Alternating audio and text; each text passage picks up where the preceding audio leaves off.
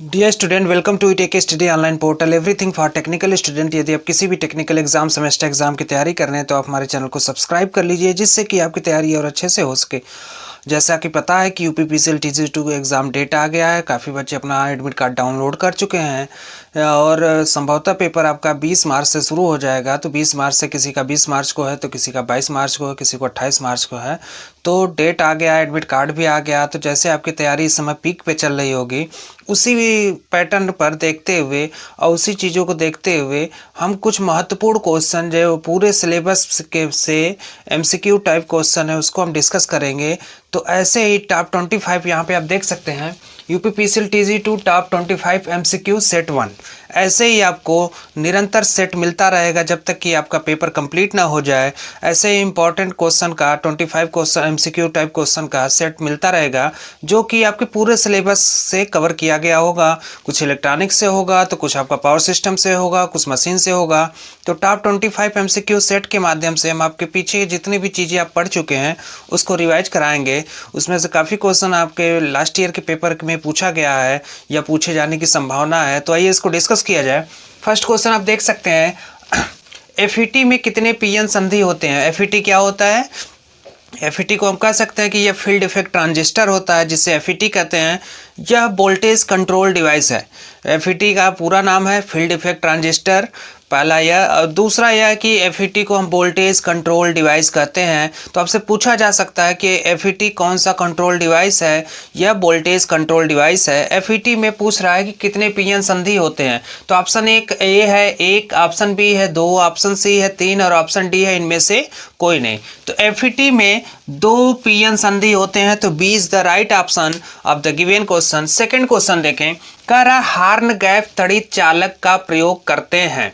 Horn gap तड़ित चालक यानी lighting arrester का प्रयोग कितने किलो वोल्ट वोल्टेज तक हम कर सकते हैं।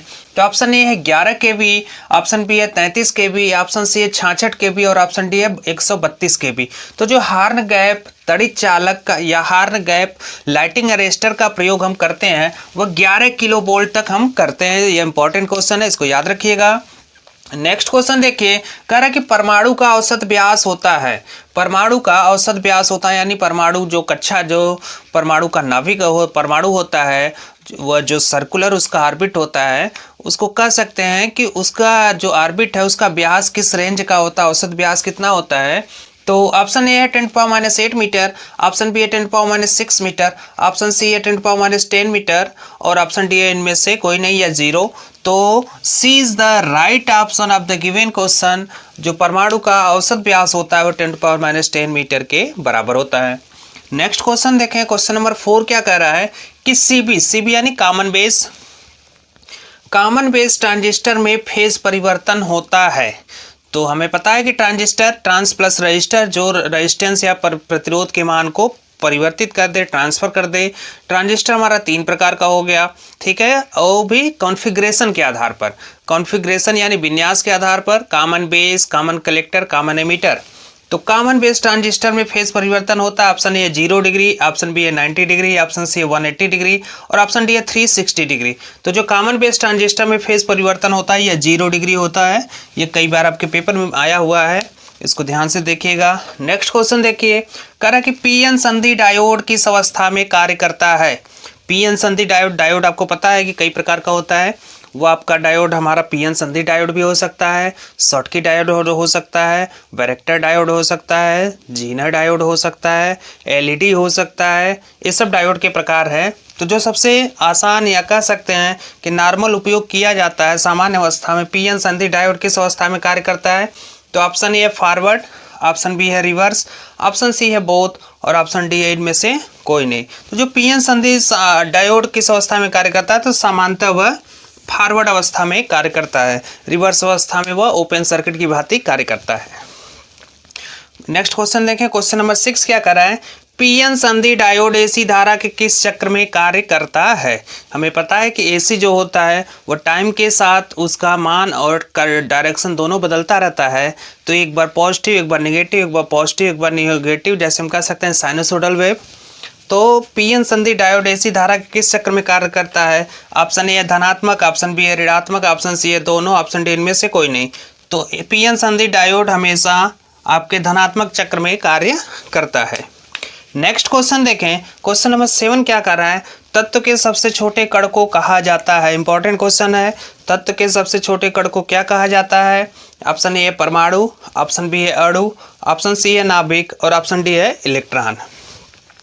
तो तत्व के सबसे छोटे कण को परमाणु कहा जाता है, इसको याद रखिएगा, इंपॉर्टेंट क्वेश्चन है, इसका स्क्रीनशॉट ले लीजिए, फिर नेक्स्ट क्वेश्चन कराया जाए।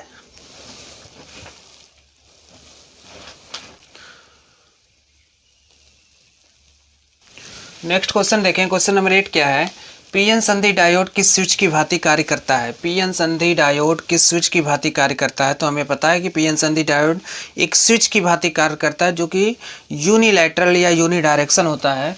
तो ऑप्शन ए है एक दिशी, ऑप्शन बी है दो दिशी, ऑप्शन सी है दोनों, ऑप्शन डी है इनमें से कोई नहीं। तो जो पीएन संधि डायोड है वह एक दिशी स्विच की भांति कार्य करता है, इसको याद रखिएगा, इंपॉर्टेंट क्वेश्चन है। नेक्स्ट क्वेश्चन, क्वेश्चन नंबर 9 क्या कह रहा है, पीएन संधि डायोड की रिवर्स अवस्था में धारा का मान क्या होता है। तो हमें पता है कि पीएन संधि डायोड हमेशा फॉरवर्ड अवस्था में या फॉरवर्ड बायस में कंडक्शन करता है, रिवर्स बायस में कंडक्शन वो नहीं करता है। तो पीएन संधि डायोड किस रिवर्स अवस्था में धारा का मान होता है, उसके बावजूद भी रिवर्स अवस्था में धारा लगभग शून्य नहीं होता, वह कम होता है, वेरी माइन्यूट, उसको कह सकते हैं कि 1 माइक्रो एम्पियर के बराबर होता है। हमें पता है कि 1 माइक्रो एम्पियर बराबर होता है 1 × 10⁻⁶ एम्पियर। तो यहाँ पे ऑप्शन ए है मैक्सिमम, ऑप्शन बी है मिनिमम, ऑप्शन सी है 0, ऑप्शन डी है इनमें से कोई नहीं। तो वह मिनिमम हो सकता है जो कि माइक्रो एम्पियर के रेंज का होता है। नेक्स्ट क्वेश्चन देखें, क्वेश्चन नंबर 10 क्या कर रहा है, कौन सा विद्युत का कुचालक है। विद्युत का कुचालक यानी जिसमें करंट फ्लो ना हो सके। ऑप्शन ए है सिल्वर, ऑप्शन बी है एल्युमिनियम, ऑप्शन सी है इस्पात और ऑप्शन डी है सिरेमिक। तो हमें पता है कि सिल्वर भी एक कंडक्टर है जो बेस्ट कंडक्टर के कैटेगरी में आता है। आपसे पूछा जा सकता है कि बेस्ट कंडक्टर कौन सा होता है, तो बेस्ट कंडक्टर हमारा सिल्वर होता है। ऑप्शन बी है एल्युमिनियम, एल्युमिनियम भी हमें पता है कि यह कंडक्टर की भांति कार्य करता है। इस्पात, स्टील भी हमारा कंडक्टर की भांति कार्य करता है। सिरेमिक हमारा यह इंसुलेटर की भांति कार्य करता है जो कि विद्युत का कुचालक होता है। नेक्स्ट क्वेश्चन देखें, कह रहा है कि कौन सा विकल्प सही है। अब यहाँ पे 4 विकल्प दिया गया है। ऐसे बहुत से क्वेश्चन आपको पेपर में देखने को मिल सकते हैं जो पूछ सकता है कि जो डायरेक्ट फार्मूला हो सकता है या कोई रिलेशन हो सकता है या किसी का कोई नियम हो सकता है, रूल्स हो सकता है। तो ऑप्शन ए है V = I/R, ऑप्शन बी है V = I/R, option C I = G/V, D है V = R/I। तो यहाँ पे आप देख सकते हैं कि ऑप्शन बी जो है ये ओम के नियम को बता रहा है, V = I/R। तो जो राइट ऑप्शन हो जाएगा, B is the right option, V = I/R के बराबर। नेक्स्ट क्वेश्चन देखें, नेक्स्ट क्वेश्चन क्या कर रहा है, तांबे की प्रतिरोधकता होती है। प्रतिरोधकता यानी रेजिस्टिविटी, रेजिस्टिविटी तांबे का क्या होता है। तो हमें पता है कि तांबा एक अच्छा चालक है, उसकी रेजिस्टिविटी बहुत कम होगी, और अच्छे चालक की प्रॉपर्टी होती है कि उसकी रेजिस्टिविटी बहुत कम होती है, कंडक्टिविटी बहुत अधिक होती है। तो तांबे की प्रतिरोधकता होती है, ऑप्शन ए है 1.72 micro ohm metre, option B है 1.72 ओम प्रति सेंटीमीटर क्यूब, ऑप्शन सी है 1.72 माइक्रो ओम प्रति मीटर और ऑप्शन डी है इनमें से कोई नहीं। तो जो तांबे की प्रतिरोधकता होती है वह होता है 1.72 माइक्रो ओम मीटर, यह याद रखिएगा, इंपॉर्टेंट है। नेक्स्ट क्वेश्चन देखें, 13 नंबर कह रहा है कि एक अध्ययन कक्ष में पर्याप्त प्रदीप्ति होनी चाहिए। आपसे पूछा जा सकता है लगभग हर बार पेपर में, रसोई घर में या डिनर सेट पर, या कह सकते हैं कि अध्ययन कक्ष में, या कह सकते हैं कि हॉल में कितने लाइट की, या जो लाइट का जो इंटेंसिटी होता है कितने इंटेंसिटी की लाइट वहाँ पे पर्याप्त रूप से पड़नी चाहिए, पूछा जा सकता है। तो आप देख सकते हैं यहाँ पर कि एक अध्ययन कक्ष में पर्याप्त प्रदीप्ति है। ऑप्शन ए है 100 लक्स, ऑप्शन बी है 200 लक्स, ऑप्शन सी है 300 लक्स और ऑप्शन डी है 400 लक्स। तो अध्ययन कक्ष में 300 लक्स का लाइट इंटेंसिटी होना चाहिए। नेक्स्ट क्वेश्चन देखें, क्वेश्चन नंबर 14 क्या कर रहा है, निम्न में से किसके लिए डीसी सप्लाई की आवश्यकता होती है। इंपॉर्टेंट क्वेश्चन है। Option A fluorescent lamp, option B है आर्क लैंप, ऑप्शन सी है sodium vapour lamp, option D इनमें से कोई नहीं। तो फ्लोरोसेंट लैंप यानी ट्यूबलाइट की बात हो रही है, ट्यूबलाइट के लिए में एसी सोर्स की आवश्यकता होती है। आर्क लैंप इसके लिए डीसी की आवश्यकता होती है। सोडियम वेपर लैंप इसके लिए भी एसी की आवश्यकता होती है। तो जो डीसी की आवश्यकता होती है वो आर्क लैंप, जो कि चिंगारी के साथ ग्लो करता है वह लैंप। नेक्स्ट क्वेश्चन देखें, क्वेश्चन नंबर 15 क्या कर रहा है, फील्ड रेगुलेटर बनाने में प्रयोग होता है। फील्ड रेगुलेटर कह सकते हैं कि जो रोटरी स्विच होता है या फील्ड रेगुलेटर जो फील्ड को वेरी कराता है। तो ऑप्शन ए है, फील्ड रेगुलेटर को हम कह सकते हैं रियोस्टेट भी। रियोस्टेट हमें पता है कि वेरिएबल रेजिस्टेंस होता है, जो कि एक पोर्सलिन पे यूरेका वायर को जोड़ के उस पर एक नॉब होती है, नॉब को आगे पीछे खिसका के हम रेजिस्टेंस को वेरी करा सकते हैं, जिससे हमारा फील्ड वेरी होता है। तो ऑप्शन ए है नाइक्रोम, ऑप्शन बी है टंगस्टन, ऑप्शन सी है यूरेका और ऑप्शन डी है इनमें से कोई नहीं। तो यूरेका वायर होता है, सी इज द राइट आंसर। अब यूरेका वायर हमसे पूछ सकता है कि यूरेका वायर क्या होता है। तो यूरेका वायर बेसिकली जो होता है वो निकिल और कॉपर का मिश्रण होता है, इसको याद रखिएगा। इसका स्क्रीनशॉट ले लीजिए, फिर नेक्स्ट क्वेश्चन कराया जाए।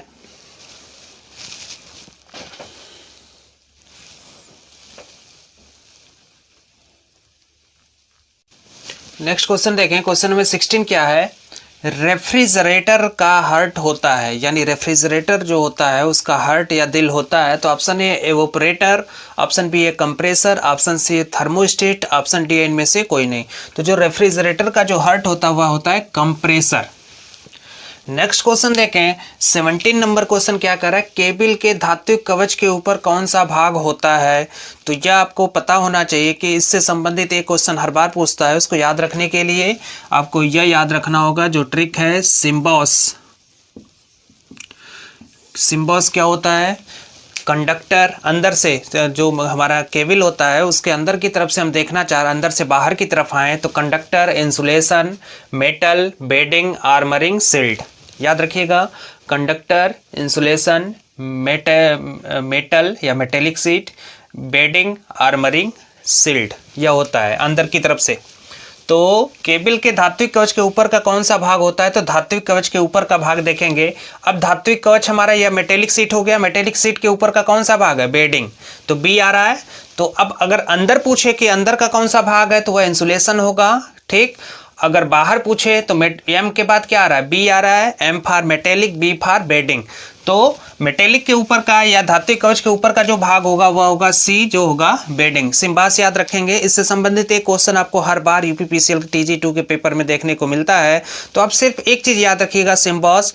सिम्बॉस जो है यह हमारा कह सकते हैं कि केबल के कितने लेयर होते हैं उसको इसके लेयर को याद करने का तरीका है, जो कि अंदर की तरफ से पहला जो है अंदर का भाग जो कंडक्टर हो गया, दूसरा हो गया इंसुलेशन, तीसरा हो गया मेटेलिक सीट, चौथा हो गया बेडिंग, पांचवा हो गया आर्मरिंग और लास्ट हो गया सील्ड। इसको याद रखिएगा। नेक्स्ट क्वेश्चन देखें, क्वेश्चन नंबर 18 क्या कर रहा है, धारा घनत्व का मात्रक होता है। तो धारा घनत्व जो होता है उसे करंट डेंसिटी कहते हैं। करंट डेंसिटी का जो फार्मूला होता है J इज इक्वल टू आई अपान ए होता है। करंट डेंसिटी को J से प्रदर्शित करते हैं, J इज इक्वल टू आई अपान ए, आई जहां करंट है, ए क्या है, एरिया। तो कह सकते हैं कि current per unit area is known as current density. फिर से सुनिए, current per unit area is known as current density. तो यहाँ पे धारा घनत्व का मात्रक क्या हो जाएगा, ampere metre, ampere per metre, एम्पियर प्रति metre square, ampere metre square. तो इस फार्मूले से हो जाएगा एम्पियर प्रति मीटर स्क्वायर। इसको याद रखिएगा। नेक्स्ट क्वेश्चन देखिए, गतिज ऊर्जा है। गतिज ऊर्जा को काइनेटिक एनर्जी कहते हैं। Kinetic energy K is equal to half mv square होता है, जो कि हमारा यांत्रिक ऊर्जा में आता है। यांत्रिक ऊर्जा दो प्रकार का होता है, गतिज ऊर्जा और स्थितिज ऊर्जा। गतिज ऊर्जा को काइनेटिक एनर्जी और स्थितिज ऊर्जा को पोटेंशियल एनर्जी हम कहते हैं। तो ऑप्शन ए है विद्युत ऊर्जा, ऑप्शन बी है यांत्रिक ऊर्जा, ऑप्शन सी है रासायनिक ऊर्जा, ऑप्शन डी है इनमें से कोई नहीं। तो जो हमारा गतिज ऊर्जा होता है वह यांत्रिक ऊर्जा होता है, इसको याद रखिएगा। नेक्स्ट क्वेश्चन देखें, क्वेश्चन नंबर 20 क्या कह रहा है, शुद्ध ज्या तरंग का रूप गुणांक यानी फॉर्म फैक्टर पूछ रहा है, कितना होता है। तो ऑप्शन ए 1.414, ऑप्शन बी है √2, ऑप्शन सी है 1.11, ऑप्शन डी इनमें से कोई नहीं। तो जो √2 या 1.414 होता है यह आपका होता है पीक फैक्टर। तो c is the right answer, 1.11 के बराबर होता है। शुद्ध या कह सकते हैं कि प्योरली साइनोसॉइडल वेव जो होता है उसका फॉर्म फैक्टर, जिसको हिंदी में कहते हैं रूप गुणांक, उसका जो होता है वह 1.11 होता है। नेक्स्ट क्वेश्चन देखें, क्वेश्चन नंबर 21 क्या कह रहा है। 21 कह रहा है कि एक तुल्यकालिक मोटर का स्लिप होता है। तुल्यकालिक मोटर वह मोटर जो सिंक्रोनस स्पीड पर रन करती है उसे तुल्यकालिक मोटर कहते हैं। और तुल्यकालिक मोटर का जो स्लिप होता है वो कितना होता है। तो ऑप्शन ए 100%, ऑप्शन बी है 50%, ऑप्शन सी है 0, ऑप्शन डी इनमें से कोई नहीं। तो जो तुल्यकालिक मोटर का स्लिप होता है वह 0 होता है, इसको याद रखिएगा। क्वेश्चन नंबर 22 क्या है, मोटर के स्टेटर की संरचना होती है। स्टेटर यानी स्थिर भाग, या कह सकते हैं कि स्टेटर जो हमारा होता है फील्ड पोल को एक प्रकार से सपोर्ट प्रदान करता है और उसको सुरक्षा प्रदान करता है। तो उसकी आकृति कैसी होती है? ऑप्शन ए है वर्गाकार, ऑप्शन बी है बेलनाकार, ऑप्शन सी है दोनों, ऑप्शन डी इनमें से कोई नहीं। तो जो हमारा मोटर के स्टेटर की संरचना होती है वह सिलेंड्रिकल होती है या बेलनाकार होती है। नेक्स्ट क्वेश्चन देखें, ट्रांसफार्मर के किस वाइंडिंग में टर्न अधिक होता है?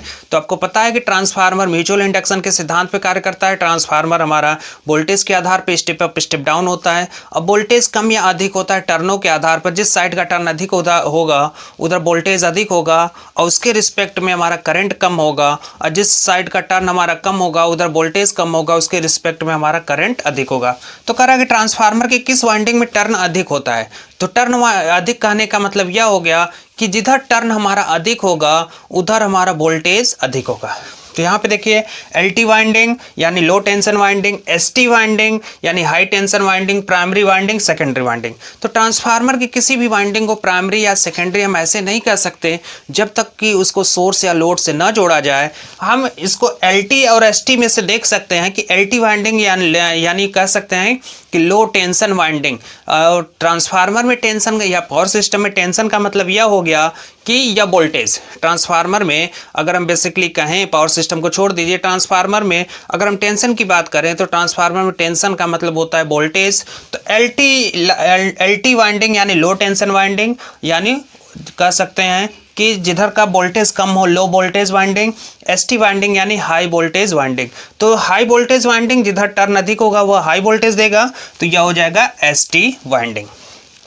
नेक्स्ट क्वेश्चन देखें, क्वेश्चन नंबर 24 क्या कर रहा है, निकिल आयरन सेल होता है। निकिल आयरन सेल होता है तो पहला ऑप्शन है अम्लीय, दूसरा क्षारीय, तीसरा दोनों और चौथा इनमें से कोई नहीं।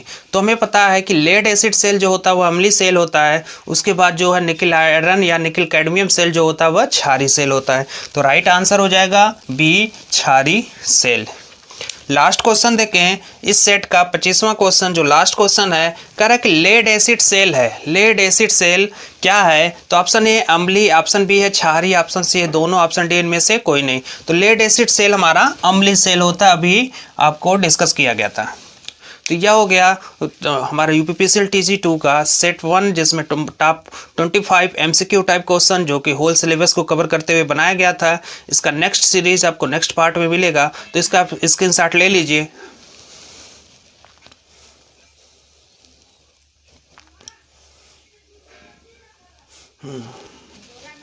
उम्मीद करते हैं कि वीडियो आपको पसंद आई होगी। वीडियो अगर आपको पसंद आई तो वीडियो को लाइक करें। चैनल को अभी तक आपने सब्सक्राइब नहीं किया तो सब्सक्राइब कर लें।